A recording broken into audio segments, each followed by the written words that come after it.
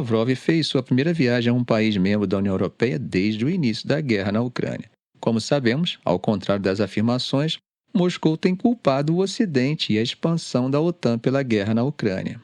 Bom, Blinken comentou em seu discurso que lamentava o fato de que o colega, o senhor Lavrov, tenha deixado a sala não dando a eles a cortesia de os ouvir, assim como ele o havia ouvido. Ainda mandou uma zoada no discurso de Lavrov, dizendo que é claro que o colega russo era muito habilidoso em afogar os ouvintes em um tsunami de desinformação. Bom, gente, agora vocês devem estar se perguntando o que tudo isso significa para a OSCE e para as relações internacionais.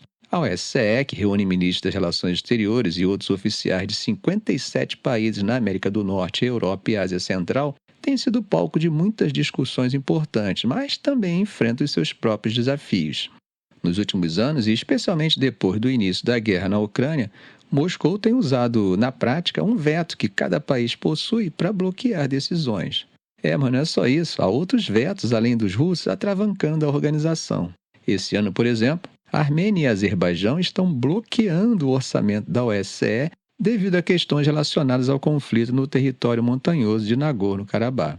Mas nem tudo são más notícias. Diplomatas dizem que um acordo foi alcançado essa semana para preencher 4 posições sêniores na OSCE, incluindo a de secretário-geral, que seria assumida por Feridun Sinirlioglu, da Turquia, que foi ministro das Relações Exteriores em um governo interino em 2015. E falando em decisões importantes, a escolha de qual país assumirá a presidência rotativa anual da OSCE já está definida há tempos. A Finlândia vai assumir esse papel no 50º aniversário do ato final de Helsinki, que lançou as bases para a atual OSCE. Mas se a Ucrânia é o principal assunto da OSCE, imagina na União Europeia. Pois é, eles estão discutindo a criação de um fundo conjunto de 500 bilhões de euros para projetos de defesa e aquisição de armamentos.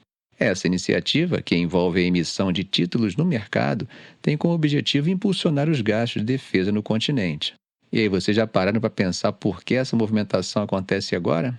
Pois é, a possível volta de Donald Trump à presidência dos Estados Unidos está pressionando a Europa a repensar sua segurança. Trump já deixou claro, países que não contribuírem com a OTAN podem ficar sem o apoio americano. E isso, meus amigos, acendeu um sinal vermelho nas capitais europeias, forçando eles a considerar estratégias mais radicais de financiamento de defesa.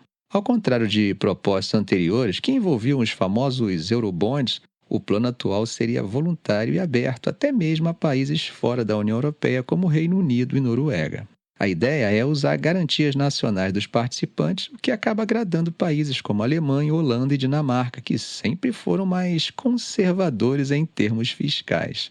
E olha só que interessante. O fundo não estaria sujeito às restrições europeias sobre o uso de recursos comuns para fins militares.